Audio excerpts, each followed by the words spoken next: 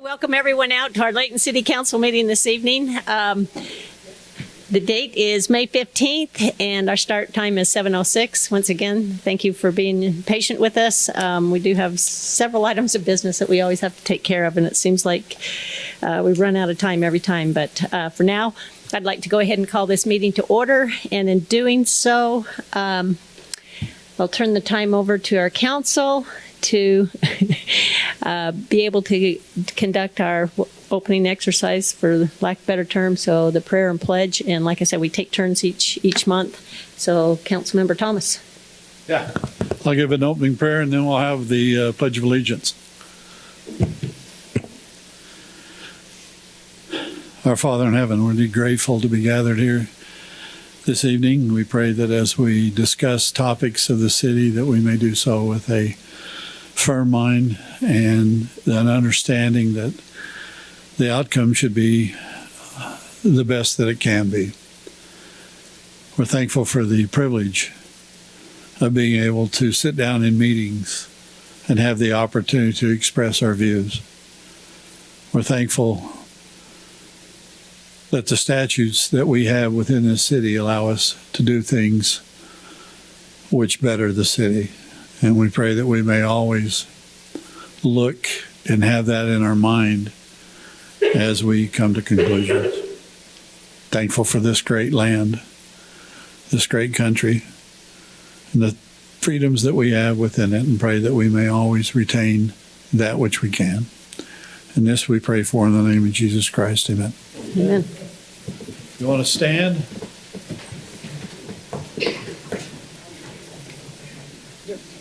We'll get it started.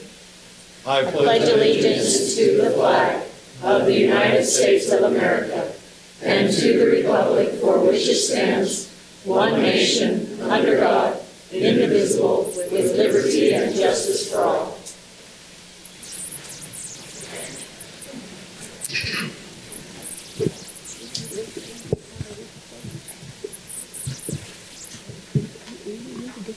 Okay, thank you, Councilman Thomas, for conducting that for me. In addition to that, I want to acknowledge that we have on the stand here our Youth Council Mayor, which is Catherine Houghton. And I know that Catherine was part of a group that organized a fun day of service for the youth. So Catherine, do you mind just telling these folks a little bit about it and what your experience was? We gathered many of the youth here in Layton City for the International Youth Day of Service this past Saturday. And we had many different service activities that were available, including creating packaged meals for people in need, creating toys for children who need them, organizing and cleaning books for people in need, and cleaning up our lovely parks here in Layton City. It was a wonderful experience and a great way to help our youth get more involved in our city here. Yeah, that was quite impressive. We had anticipated about 160, and in reality, we had over 330 kids show up. So, I mean, my hat's off to the youth. Thank you, Youth Mayor, there for organizing that and really making it a great effort. And that was also in behalf of the Layton City Rotary. Okay. Council, we need to take care of some minutes here, which we have 2 sets of minutes. If anybody has any corrections, please make it known. Otherwise, I'd look for a motion to adopt them as written. Mayor, I make a motion, or I move that we adopt the minutes of the Layton City Council work meeting February 6th, 2025, and the minutes of the Layton City Council meeting February 20th, 2025. Second. Okay, it's been moved in second that we adopt the minutes as written. And all those in favor, please say aye. Aye. Any opposed? Okay, thank you very much. We'll now go on to our municipal announcements. So any council members that might have some announcements there, would you mind sharing them at this time? Thank you, Mayor. Couple things from the Parks and Recreation Department and the Parks and Recreation Commission. First of all, this upcoming Monday, May 19th, exciting event happened, ribbon cutting for a underpass going under 89. up on the east side of our city, connecting a lot of great trails for your walkability, rideability, and I'll add rollability. So we're going to meet at 4 p.m. at 2700 North Hobbs Creek Drive, and there'll be a fun walk or bike ride with the mayor beforehand, and just come out and celebrate this. A lot of work's gone into this with a lot of partners in the city, a lot of planning with the Parks and Rec department. I'm looking at Joe Allen back there, and as well as partners like UDOT making this helping make this possible. So again, Monday, 4 p.m. this upcoming Monday. Additionally, coming up is Liberty Days, 4th of July celebration. And in preparation for that, the city is actively accepting applications for parade floats. You can get a fee waiver if you get on the ball right away, and you can receive a grant up to $300 for building your float as well. So we always look forward to the parade here in Layton. One of the great things we do to celebrate the 4th of July. Additionally, with Liberty Days, we like to honor a handful of hometown heroes here in Layton, citizens that go above and beyond just living in the city. And if you want to recommend somebody to be honored as a hometown hero, you can go to the Layton City website and go to the Parks and Rec page and look for the Liberty Days tab, and you'll find a place where you can nominate hometown heroes. So thank you, Mayor. Yeah, very good announcement. And I want to also give a shout out. May, the reason why we're doing also including the bike ride on Monday is May is the official bike month. So anybody who's a biker, which I know Councilmember Morris is an avid biker, but I want to encourage everyone to get out and ride your bikes, in particular this month. Cyclists. Yes, there is a difference. A biker has a motor.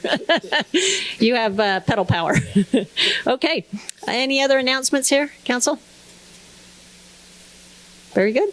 Then we'll go ahead then and move on to a fun portion of our meeting, which I think all of us enjoy this, especially when we get to acknowledge people that are willing to donate a lot of time to the city and be prepared. So with that, I'd like to call up Chief Kevin Ward and Natalie. There you are, back there in the back.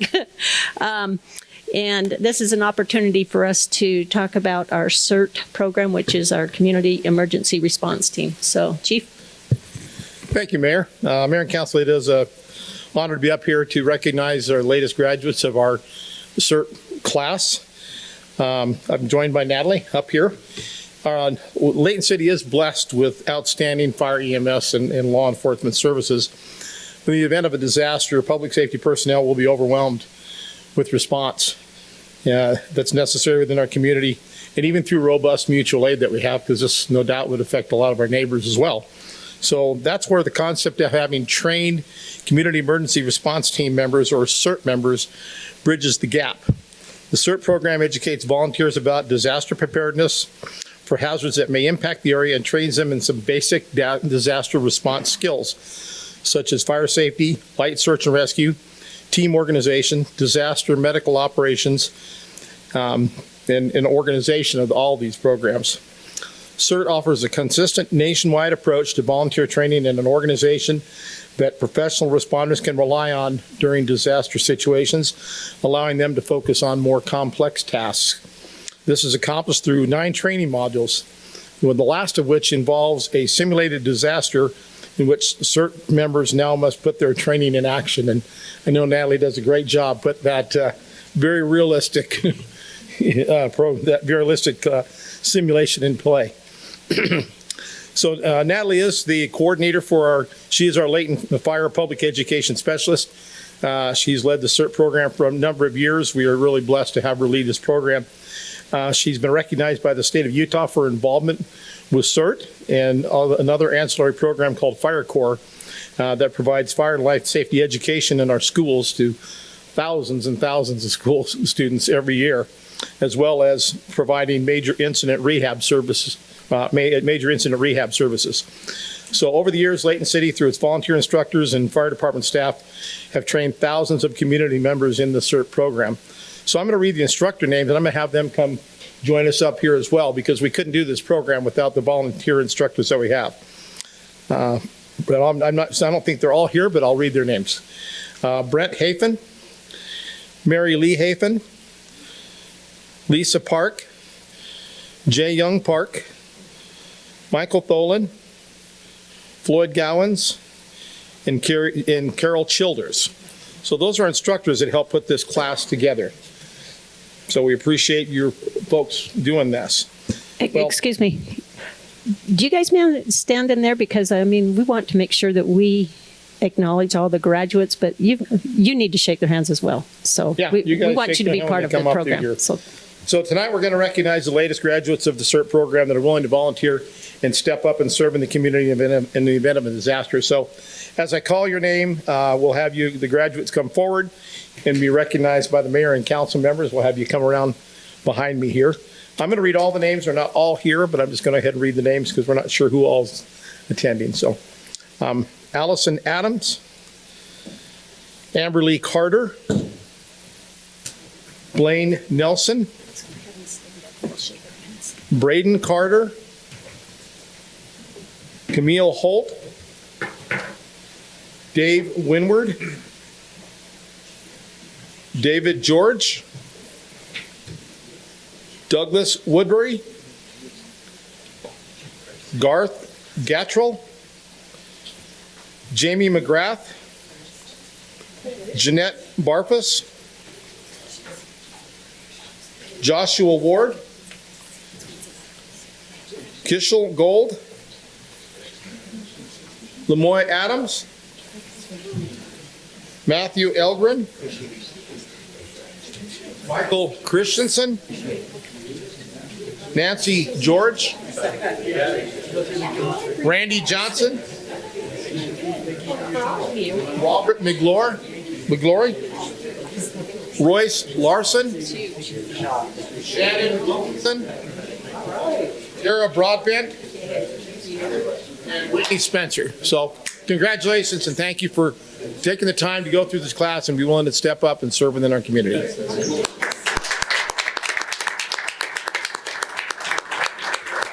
can we have the teachers come through? Come on, you gotta come. Come on through. Come on. Thank you for taking the time. Yeah, thanks for your time for doing this. Thank you. It is, believe me. Thanks. Good job, Ken. Thank you, Mayor and Council. Appreciate you allowing us to do that. Thank you. Thank you.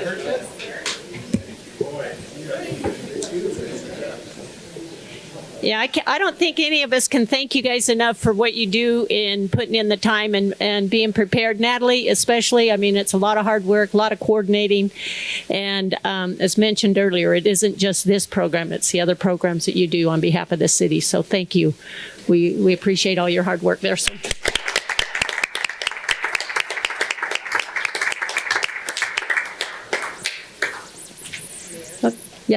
Yes, go ahead.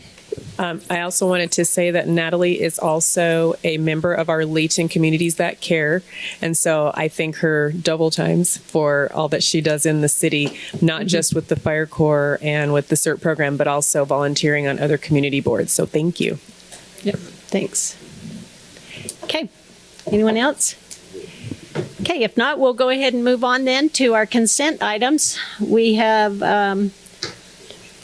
excuse me. I am so anxious to get going on stuff, but I failed to cover the most important one, which is our citizens' comments. So this is a time during our meeting that if anyone would like to address this governing body, you're more than welcome to. We ask you to come up, state your name at the mic, and go ahead and take the time that you need to express any concerns that are not on the public hearing. During the public hearing, we will allow comments. But if you have anything else you'd like to comment, then please step forward at this time.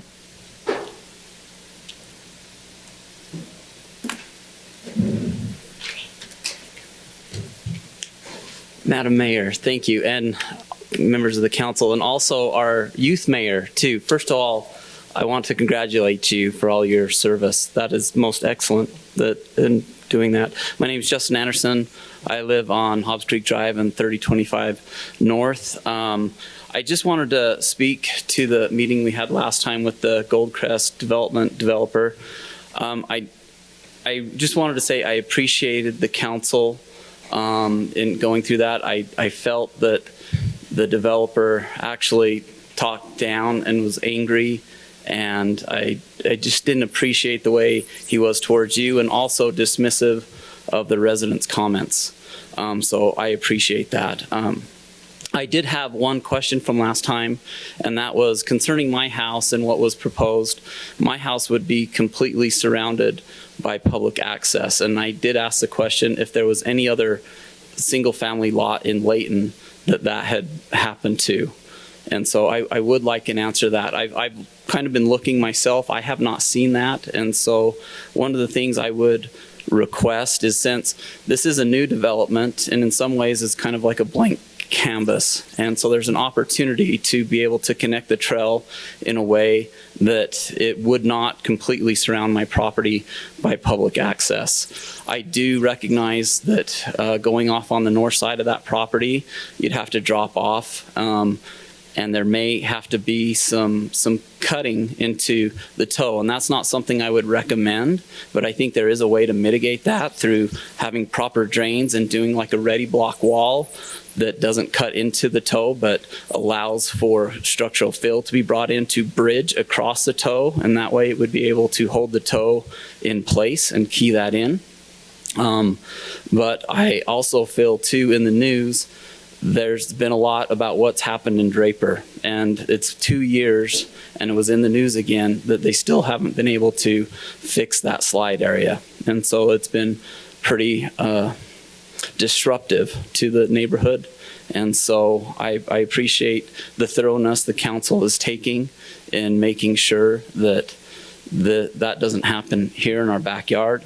I also want to say, you know, I'm not a proponent of the PRUDs because I don't feel like it fits this area.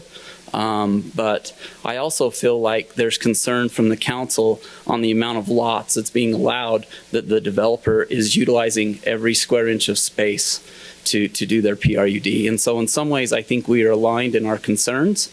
And I would continue to ask to vote down the PRUD to something that is similar to the existing zoning. Thank you. Okay, thank you. Is there anyone else? Again? Will Hobbs Creek Villas be brought up again in this meeting, or should I speak now? Well, it will probably be tabled because we've had an update on it, and we'll deal with that when we get down here to our public hearing. Okay. Don't worry about it. Okay. Okay, anyone else? Okay, seeing that, oh, go ahead. I think Becky Anderson. I'm on Hobbs Creek Drive as well. I think it is important always to express gratitude, and I just wanted to say thank you to Councilmember Thomas for coming out in person and walking at length with us. It's been an interesting process. We've had our 17-year-old here because we want him actively involved in government. And I will say, just reiterating my place as a social worker, my 17-year-old was so disheartened by the behavior in the last meeting, and felt like that behavior was reinforced by the council. There was, from this very area, like comments saying, what do I have to do, pay for your college? And saying, I know my rights, you have to give me an answer, and then no answer. And I have this overwhelming feel when getting to know some of you, and that's been a pleasure, that you're bound in some way. But really, the question on the table is this. It's a rezoning question. And that as a legislative body, that is your opportunity. This thing is fraught with concern. I don't know why we are bending over backwards for a developer that does not understand Layton, Utah. Does not understand it. I don't understand why we are not in keeping with Layton City's own statute. When I look at 19.08.130, it is interesting to me, and Clint will correct me on this thing, Clint. But on C, the proposed development creates no detriment to adjacent properties, nor to the general area in which it is located. And it will be in substantial harmony with the character of existing development in the area. Like, maybe I'm an idiot. I mean, some would say, yeah. But it doesn't even meet that. What are we talking about if it doesn't meet your own statute? E, that any variations allowed from the development standards and the underlying zoning district will not create increased hazards to the health, safety, or general welfare of the residents of the proposed PRUD, which we've talked about, or adjacent areas, which is the blanked out part underneath that we all live in. So I would just ask you to take a really hard look at your own statute and say to yourself, does it really meet, even in the prayer, Dave, you talked about having those statutes that guide. And I think we lose something really essential in Layton, Utah when we don't follow those. Anyway, I appreciate all that you've considered. This has had to be a big headache, but we appreciate you. We actually pray for you. So thank you, and thank you for all you're doing. Thank you.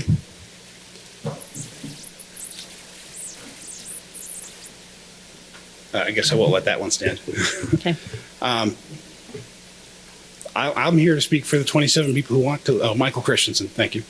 I'm here to speak for the 27 families who want to live in that area. There's been a lot of concerns brought up at this pulpit and that pulpit. They all boil down to the fact that people just don't want new housing to go in there and don't want many people to move in. The fact of the matter is, Layton's a very expensive place to live and it's growing.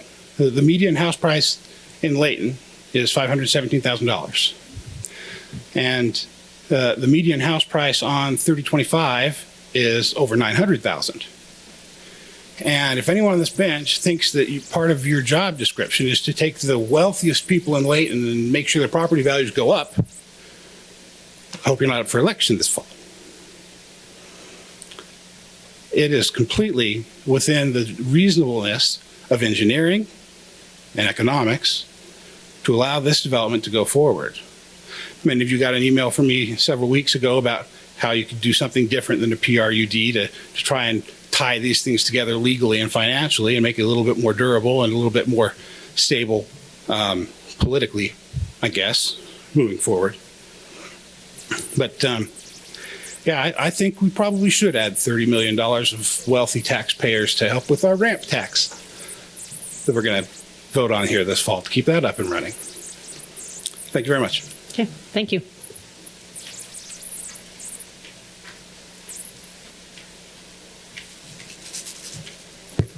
Mayor, Council, my name is Preston Miller. I live on 3221 Hobbs Creek Drive. And I would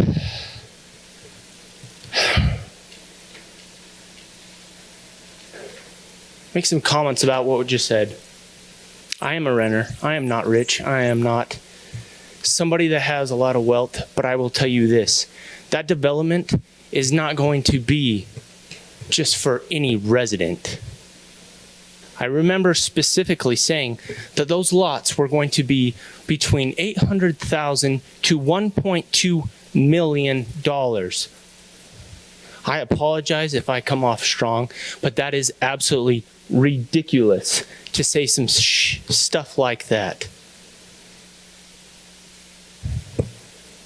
This is not Layton City we're talking about. We're talking about one of the oldest settlements in Utah. And how dare someone say that we want more development to pay for renters' taxpayers? Like, that is ridiculous. This isn't just a development for any Joe Schmo. This is for those that are willing to pay and have multiple houses in their own, wealth. Mm-hmm. It doesn't fit the standard of the street south of the development. I mean, we're putting a trail right behind individuals to isolate their home.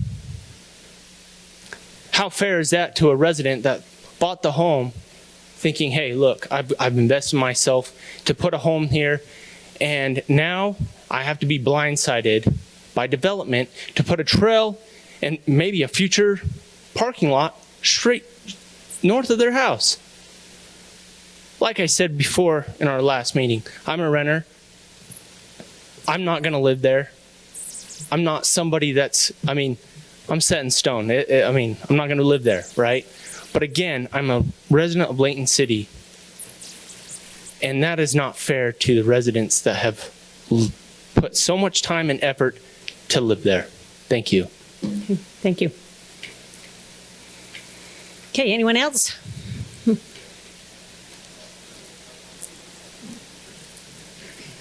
Mayor, members of the City Council, thank you. My name is David Tensmeyer, and I live on 3025 also. And I have spoken previously about traffic concerns, which is not really the PRUD. I'm concerned about the PRUD, and it's not because of the property value of my house. I'm concerned for people that would buy these homes, and I know the area to not be completely stable. It's and the way it's being built, I expect some homes to go in there, but I don't expect 27. With chagrin, I'm a physician. And after the lockdowns and some other things that medical doctors do, they're kind of stupid.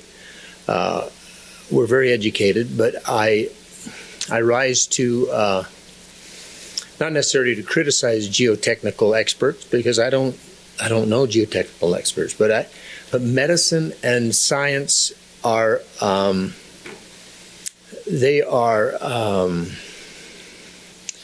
they're sciences of uncertainty and arts of probability.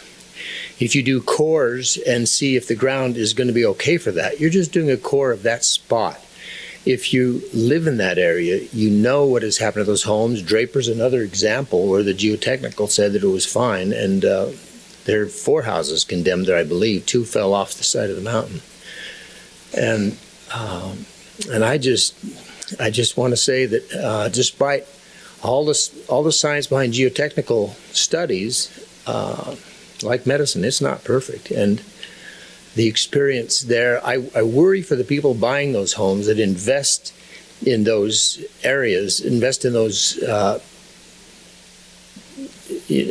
properties, that they will be stuck, just like a couple of members of our neighbors on that street have been hurt by that, damaged significantly. But I do want to express appreciation, as Becky said. We're grateful for all your time. I know it's been a ton of time, but thank you very much. Okay, thank you. Anyone else?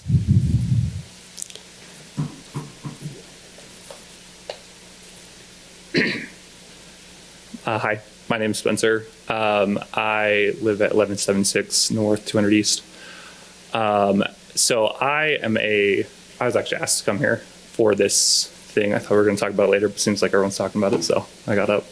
But going off this last comment, so I'm an insurance agent for property and casualty insurance, and for the kind of land that it's on, that actually probably wouldn't pass for our underwriters. And so for the sake of people buying those houses, they wouldn't actually get proper home insurance for those homes.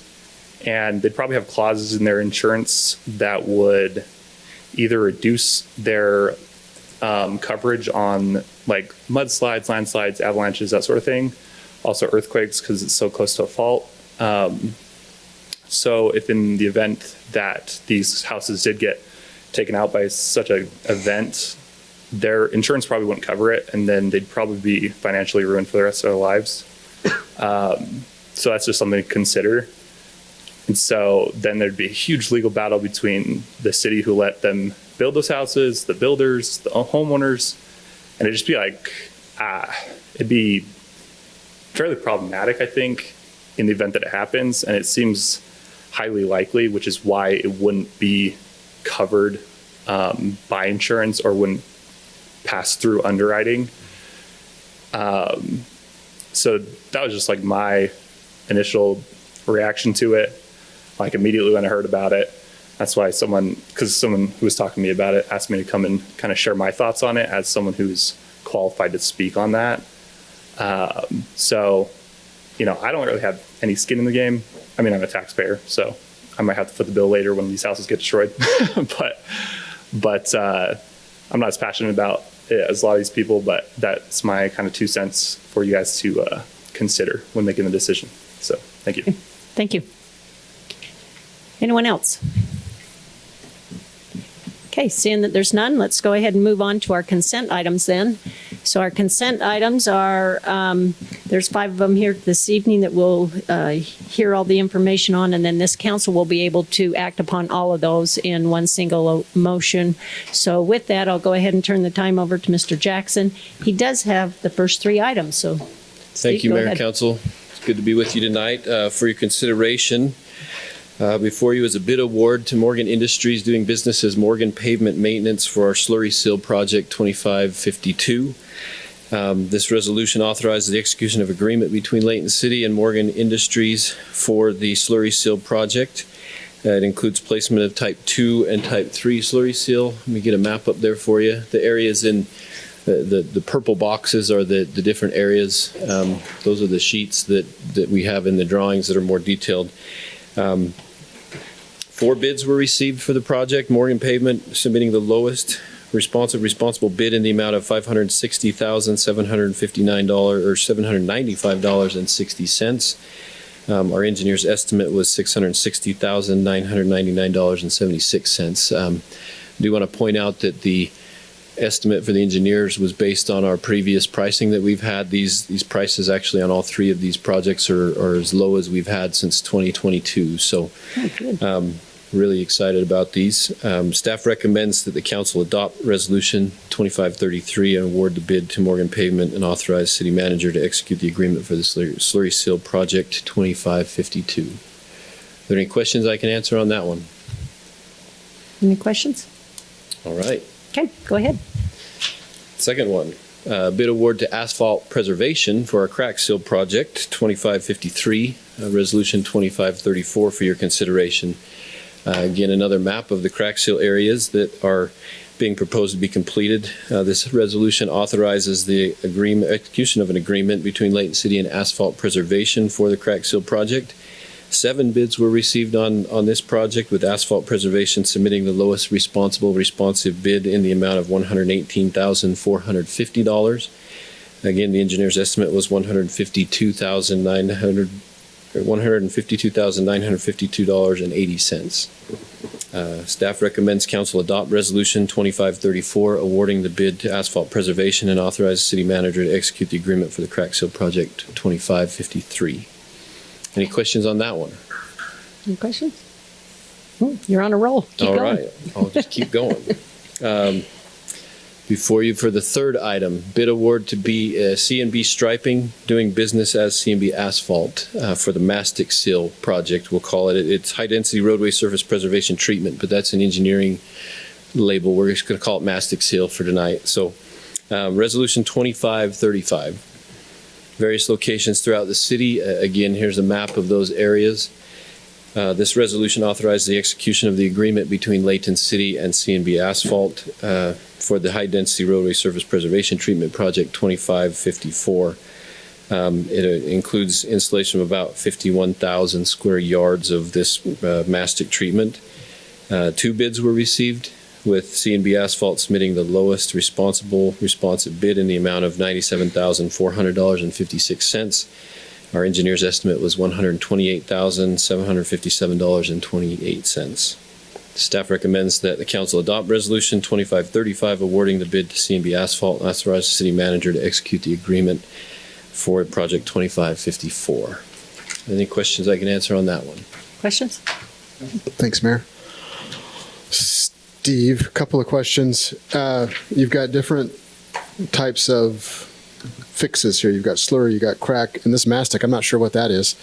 But I remember that we've had in the past, I think it was Utah State. Yeah, LTAP. Yeah, are we, that would come into the city, or any city, and figure out how the roads are and give it a score, and yeah. Are we, so two questions, is that something that's going to happen again soon or not? I don't know. And then maybe what this mastic seal process is? Yeah. So, thanks. Yeah, we actually have had LTAP complete a study, and we've been working with them to get that finalized to actually present back to you where we're at with the last review of all of these roadways as we move forward. There's been some legislation we've been watching on potential fee changes and things that cities are doing to help preserve their roads. But part of that's not part of what the study was, but we do have some of that to bring back to you when the time is right. We'll get with Alex and get that on the schedule. The mastic seal is actually very similar to the slurry seals that you've seen out there, but it doesn't have as much aggregate in it. It's for newer roads. So most of these that you see are in new pavement areas where we put down like an overlay or a reconstruct, and then we use this mastic to actually help preserve that newer pavement to keep it from falling down into those lower service life categories that we've talked about in the past. So, yeah. Okay, thank you. Okay, we'll go on to item number D here.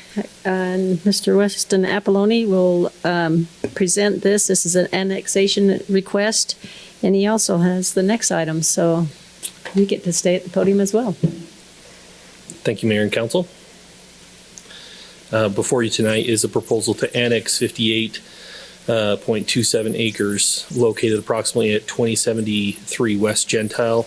The petitioner is Sean Anthe with Destination Homes. This is a petition to certify, a certification of the petition, Resolution 2524. On May 1st, 2025, the City Council adopted Resolution 2523, accepting the petition for annexation. The proposed area for annexation, shown here on this map as identified. This is Gentile Street here and 2200. The purpose of the annexation petition is to begin the process to subdivide the property for a planned single-family residential development. Following the adoption of this resolution, staff will initiate the necessary annexation procedures as outlined by state law. Staff recommends the City Council adopt Resolution 2524, certifying the petition for annexation and directing staff to initiate the necessary process. Any questions on this one? Okay. Any questions, Council? I know we had this presented last time for the zone, but you asked a lot then, so I think we're probably good. Okay. Next item before you tonight is Resolution 2536 for the appointments of the Layton City Planning Commission. The city has received a number of applications for the service of the commission. The applicants were interviewed. Let me pull off this. Thank you. The applicants were interviewed by the committee made up of the mayor, the current planning commission chair, and staff. Based on the interviews and applications, the mayor's recommendation is to appoint Zach Heslop and Chase Freebaron as alternate members of the commission, and Brett Nilsson and Peter McDonough, who are currently the alternates, as regular members of the commission. Mayor Petro recommends the council adopt Resolution 2536, confirming the appointments of Zach Heslop and Chase Freebaron as alternate members of the Layton City Planning Commission, and appoint Brett Nilsson and Peter McDonough as regular members of the Layton City Planning Commission. Can I answer any questions on that? Any questions? Okay, very good. Thank you. Okay, that concludes our consent items as far as the presentation here. So now I'll bring it back to the council to take action. So council, whoever makes the motion, if you could just go ahead and reemphasize what the resolution number is. I'll do that, Mayor. Mayor, I'd make a motion that we adopt Resolution 25-23 for Project 25-52.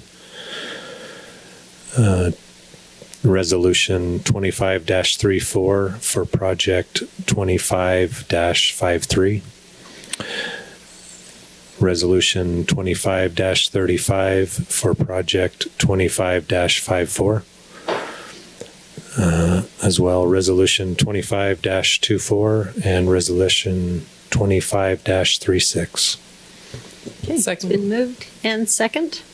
Once again, we can take this on a single vote. So all in favor, please say aye. Aye. Any opposed? Okay, thank you very much. They all pass. We'll now go on to our public hearing portion of our meeting. And we have 3 items here. And I believe, actually we have 4. However, what I'd like to do, if it's okay with the council at this time, I think what I'd like to do is deal with item number C first.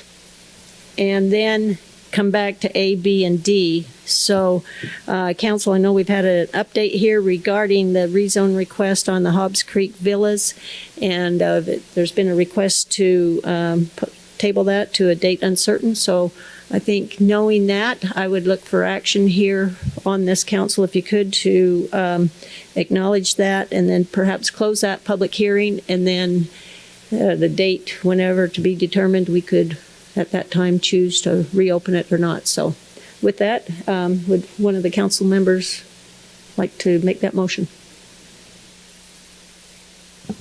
Madam Mayor, might I ask for some counsel on that before? Absolutely. Okay. So, Clint Drake, Yes.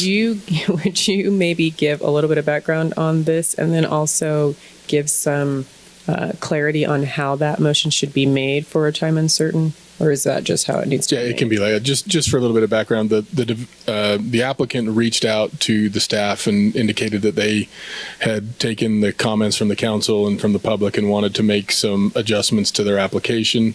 They didn't feel like they could give it the proper time necessary to be on the next council meeting. So at the applicant's request, they've asked that it be tabled to a date uncertain. I believe that they are trying to get it as quickly as possible, so it could be as soon as next meeting. We would obviously publicly notice that as required by law. Anytime it would resurface, but that would be at the request of the applicant. As far as the motion goes, yeah, you're fine to go ahead and just table it. I would even clarify to say table it to a date uncertain per the applicant's request. And yeah, you can close the public hearing as well. As I mentioned a couple of meetings ago, you've met your obligation. We've more than met our obligation regarding the public hearings, both in Planning Commission and your city council meetings. Closing the public hearing does not limit you to take public comment if you so decide. That's at your discretion. Thank you. So, do you have a question? You have a question? Yeah, question Sure, go ahead. for Clint.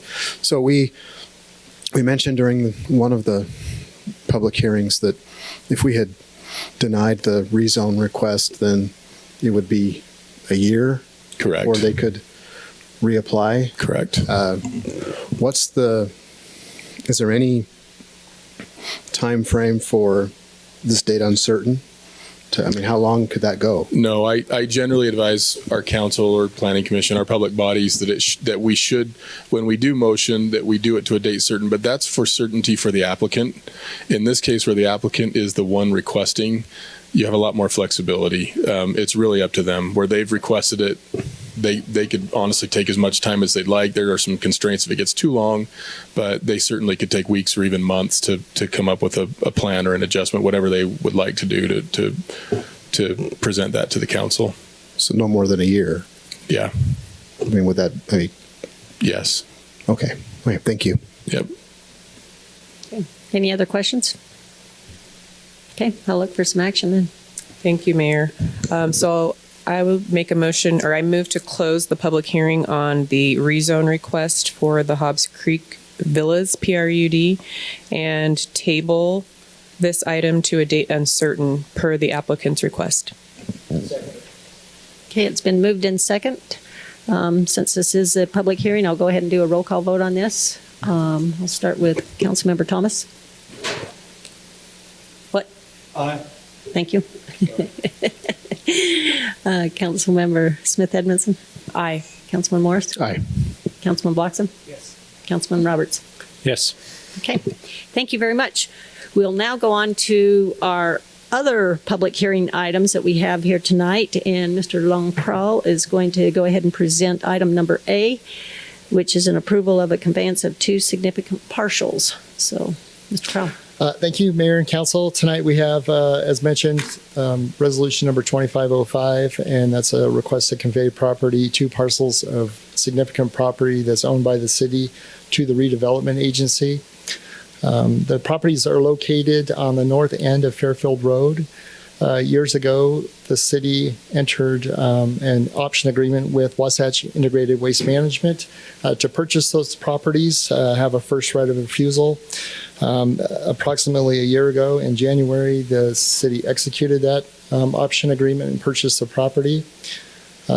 The main reasons for that purchase were to guarantee the extension of Fairfield Road where we would like it and its infrastructure and utilities, and to ensure that an aerospace and defense company employer that supports the base would locate in in those properties, and to provide family-sustaining career options in Layton City.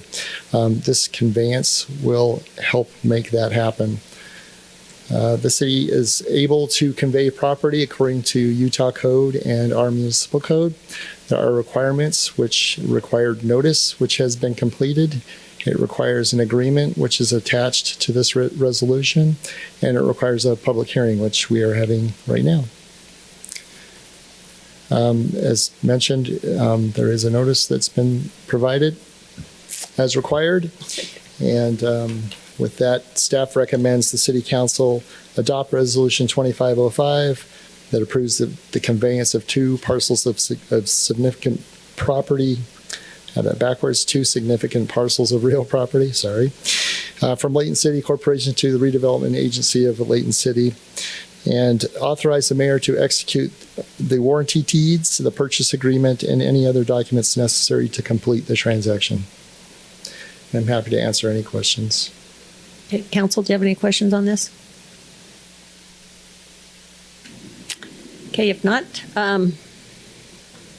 we can do one of 2 things at this point. If we want to open our public hearing, we can, which I think we should, in case anyone would like to speak to this particular item. Otherwise, we can go ahead and let Mr. Crowell present item B if we'd like. So I'm giving you an option, kind of mixing it up for you.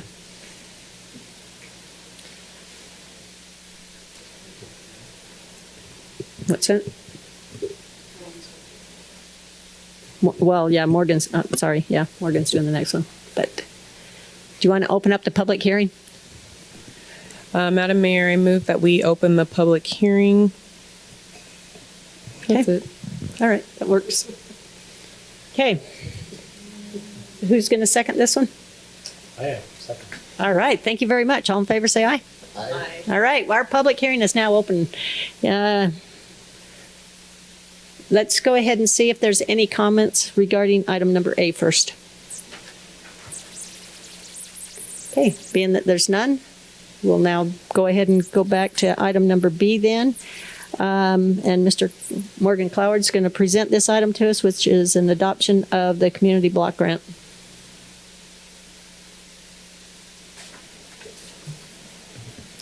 Thank you, Mayor and Council.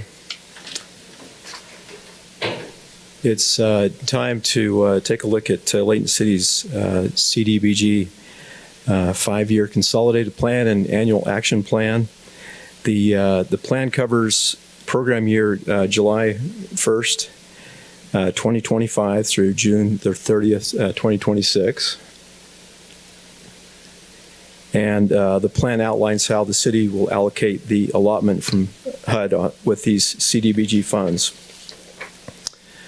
In the plan, you can see that we have various amounts slotted for activities that will start July 1st of this year. The first I just wanted to point out quickly was homebuyer assistance. We plan to assist 8 households with that, and also a fair amount of money that we'd like to set aside for the city's critical home repair rehab program. We've been partnering with Habitat for Humanity, and we've been able to help a few homes during this program year with replacing windows and water heaters, furnaces, plumbing, driveways, roof repair.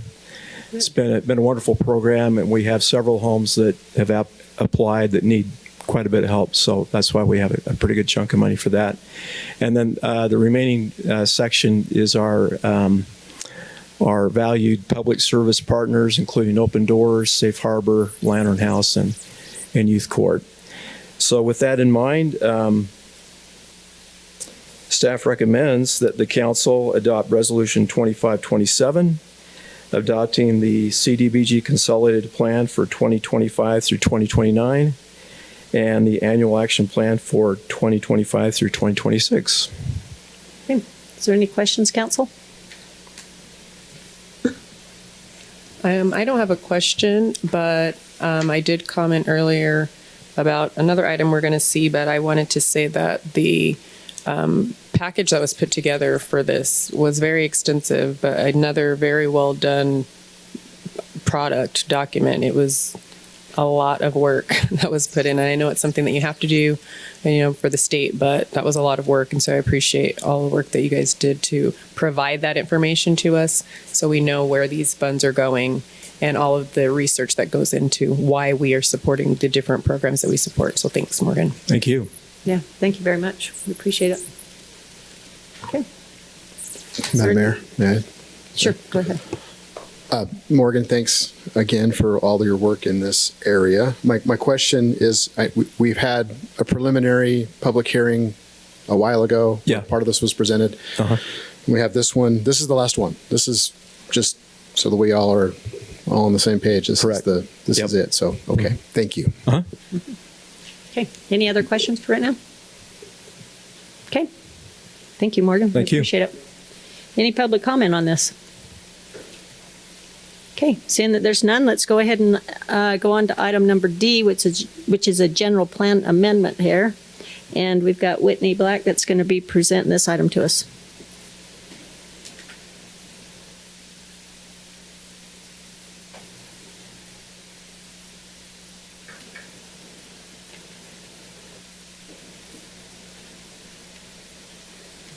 Thank you, Mayor. Let me get to those slides. There we go. So this is a general plan amendment before you. It has 2 resolutions, 25-30, which is the adoption of the station area plan, and resolution 2531, which is deeming the area of Layton City that is in the Clearfield station area impracticable for a station area plan. Just a little background, in 2022, the state legislature adopted House Bill 462, which requires cities with a fixed guideway public transit station to develop and adopt a station area plan on or before December 31st of 2025. Because Layton City is home to a front runner station, we are one of the cities that are required to create one of these plans. A station area plan is a planning document that plans for the growth and development of a station area. A station area is defined as 1/2 mile radius extending from the center of the front runner platform. This graphic illustrates what that looks like for Layton City. The dotted line is the 1/2 mile radius, and the darker parcels are the properties within the station area. The purpose of the station area plan is to increase the availability and affordability of housing. This includes moderate income housing, promote sustainable environmental conditions, enhance access to opportunities, and increase transportation choices and connections. For the past 20 years, Layton City has been doing these things all throughout the city, but especially in the downtown area, which is now considered the station area. We've done several different initiatives. One was the downtown plan, which included a lot of rezoning initiatives to MU and MUTOD, which is transit-oriented development. Envision Layton, which was the general plan envisioning process, the Transportation Master Plan, and the Layton Forward General Plan, and the Layton Active Transportation Plan. All of these are the foundation of the station area plan. We've just consolidated their policies into one document for the state. During this process, we reached out to the community in several different ways to get them involved and to educate them on what we were doing. We developed a website with FFKR's help. They were our consultants on this project. They created a website that explained the different things, what a station area plan is, why we need one, what it encompasses, how it will work with the general plan. And on that website, people could sign up to get more information about when these meetings would happen. We also went to Layton Fest and set up a booth to talk to people that wanted to learn more about the history of Layton's rail systems and what the plan would entail. And we listened to what ideas they had for the station area and what they would like to see when it comes to transportation. We set up a booth at the Front Runner station and talked to the different people on the buses that came off of the Front Runner and things like that. And we've been working with UTA and UDOT through this process to make sure we're meeting their expectations. Part of the plan, we are required to identify the development constraints and development opportunities within the station area. Some constraints include just the physical barriers and infrastructure. There's major roadways like I-15, Layton Parkway, and Main Street that can hinder development, but are necessary. There's other things like the railway and the creek. Other things, there's just minimal vacant area. A lot of the downtown is already developed, and what's left are these unique parcels that are challenging to develop. Some development opportunities include different infrastructure projects like a pedestrian bridge across the railway to the west, some infill development and potential for a shared parking structure. Other smaller scale opportunities include ADUs and maybe some smaller subdivisions that individual property owners can choose to do. This map identifies those areas of opportunities and constraints, and this matches what is in the general plan currently. One area that we want to point out is the green indicates single-family residential neighborhoods that are established. We don't anticipate any change happening there, so they are labeled as areas of stability. We've identified 6 goals for the station area plan. The first 4 are the objectives outlined in state law, and the next 2 are to implement the active transportation plan and to incorporate the Layton Forward General Plan so that all the plans are cohesive and they all work towards the same things. To accomplish those 6 goals, we have 8 main strategies, and we've come up with some suggested action items for each of those strategies. We've identified the top 10 action items that we would like to work towards for the next 5 years, and the top 10 we'd like to work towards in the next 10 years. Part of Layton, a very small part of Layton, is in the Clearfield Station Area Plan, so we do have to make a plan for this area or deem it impracticable for a station area plan. So it's just over an acre. It's already developed, so staff is recommending that this area be deemed impracticable for a station area plan. This plan has gone to the Planning Commission. They are recommending approval, and staff is supporting their recommendation. Is there any questions? Okay, Council, do you have any questions on this? Councilor Morris? Yeah, first of all, the bill that you talked about that was passed, Layton City was already ahead of Yes. that. I remember them celebrating Farmington a little while ago as the first in the state, but yet we were already working on that. So I applaud the efforts of the staff and city councils and the planning commissions in the past for looking ahead and taking advantage of the fact that we have that front runner station and what the vision that could happen around it. One of my questions is, I didn't get a chance to ask you in the work meeting. You used the different plans as some of the basis for this plan, and we had the Layton Active Transportation Plan that was presented a few meetings ago. And one of the questions from one of the council members was, are we codifying that, or are we saying and the answer was, we got some federal grant, some federal money, and therefore we had to adopt the or accept the plan, not adopt something, but accept the plan as proof of performance for the grant. Is with us doing something on this tonight, this is a general plan amendment, would that codify the Layton active transportation plan by us possibly passing this general plan amendment? That's my question. No, they're separate plans. This is a specific plan required by the state. It will go to Wasatch Front Regional Council and they will certify the plan. But no, we wouldn't change any approvals to the Layton active transportation plan. Good question.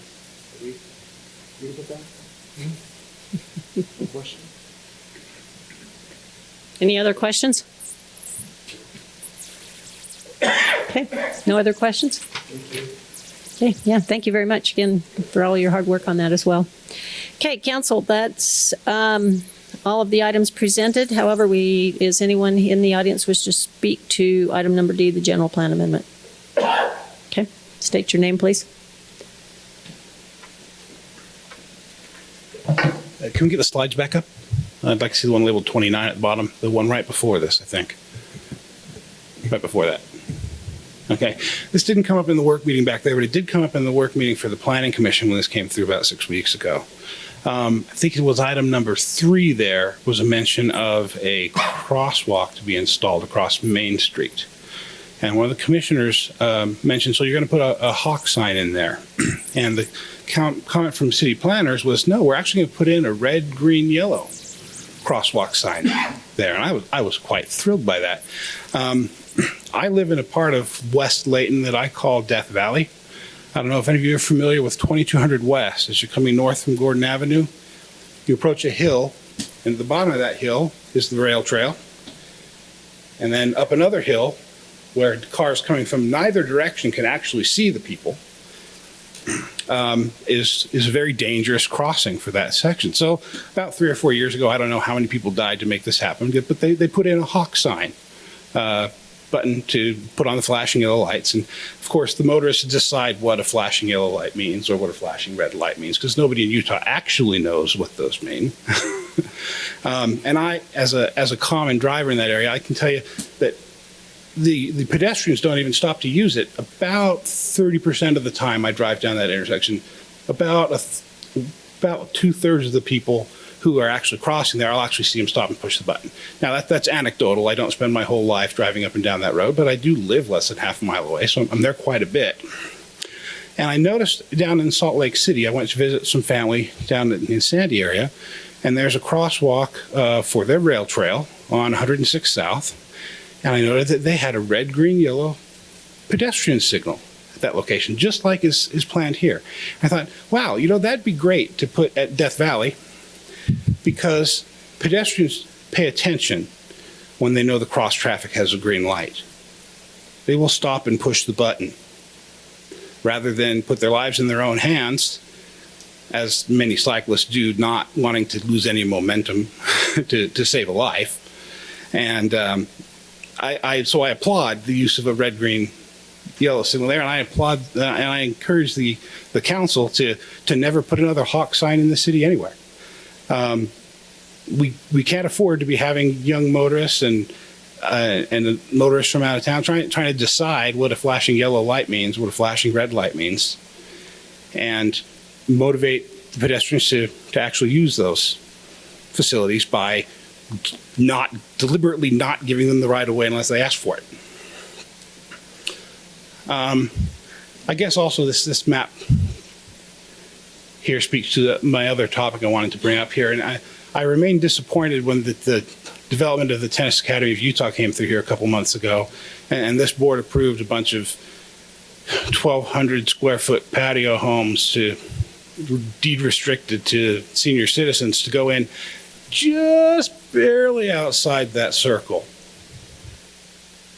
on Gentile Avenue. Incredibly short-sighted to make this plan stop at a wall 2,500 feet away. You could do better. Okay. Anyone else? Okay, seeing that there's none, council, I'll bring the action back to you to close our public hearing, and then we will vote on each one of these things, or each one of these items individually. Madam Mayor, may I ask a question? Absolutely. And this is probably for Whitney. In regards to Mr. Christensen's last question, this area, the half a mile radius area, isn't this something that is required by state statute, not something that Layton City decided to put together? Aren't we required to do this by the state? Correct. The state required us to create a station area plan for a half-mile radius around the front runner platform. Okay, I just wanted to clarify that. And also, the slide that he was talking about was the one prior to this, not the 10-year slide. It was the 5-year slide that had that signalized item on number 3. But yeah, I just wanted to clarify that this is something that the state required us to do, and they are the ones who put those parameters around the radius in which we have to prepare this very lovely plan that you've put together. But the reason that the limits are the way they are is because the state has required us to do this.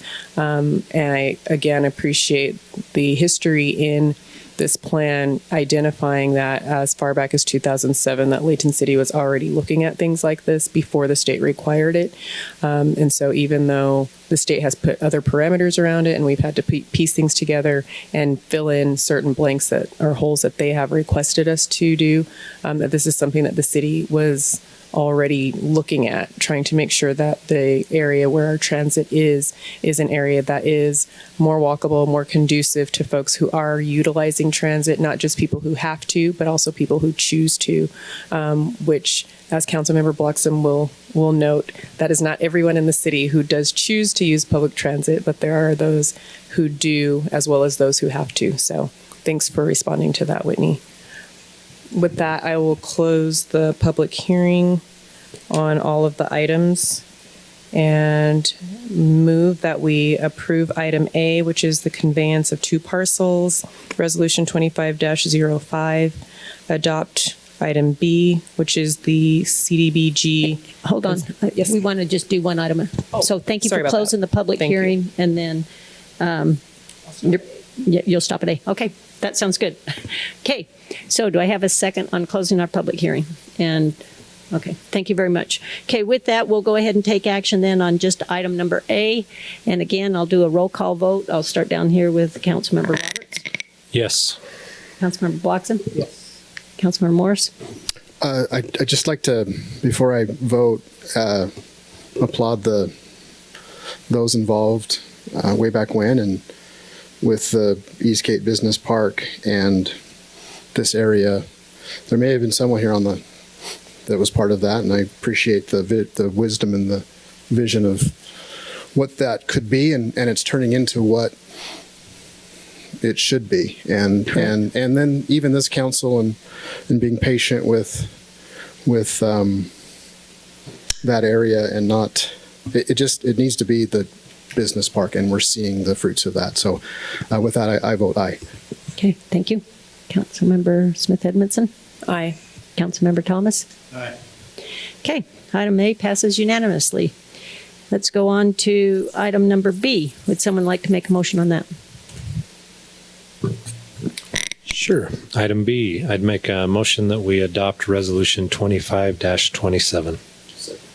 Okay, it's been moved in second. Once again, I'll do a roll call vote. I'll start out with Councilmember Bloxham. Yes. Councilmember Morris. Aye. Councilmember Smith Edmondson. Aye. Councilmember Thomas. Aye. And Councilmember Roberts. Yes. Okay, there you have it. Item number B passes unanimously. We'll now go on to item number D, the general plan amendment. Who would like to make the recommendation on that, or the motion? Madam Mayor, I move that we approve resolutions 25-30 and 25-31. Second. Okay, it's been moved in second that we adopt item D, the general plan amendment. Once again, I'll do a roll call vote. I'll mix it up this time. I'll start out with Councilmember Morris. Aye. Councilmember Thomas. Aye. Okay, thank you. Councilmember Roberts. Yes. Councilmember Smith Edmondson. Aye. And Councilmember Bloxham. Okay, there you have it. That passes unanimously. That also concludes our public hearing at this time. And we're down to unfinished business. I know that we do have one more item to discuss in our closed door meeting, so I'd look for a motion to close this regularly scheduled city council meeting and go back into a closed door meeting. So just one clarification. We wouldn't close the meeting because you have to have the meeting open still while you have That's a closed true. meeting. Sorry. Thank you. Glad you're on your toes. Okay, so with that, council. Can I close the meeting? No. Just motion to move into closed I session. motion to move into closed door session. Okay, thank I you. get it. I'll acknowledge, I think I just have to acknowledge it, so thank you very much. With that, I just want to thank everyone for attending our meeting tonight, and again, we, sorry, I'm not sure what's going on out there, but again, I want to also thank everyone on our emergency preparedness folks that were willing to come in and take the class, quite honestly. So with that, is there something more that we need to worry about there, council? We're good? Okay. With that, then, we adjourn for tonight, and be safe going home. Thank you.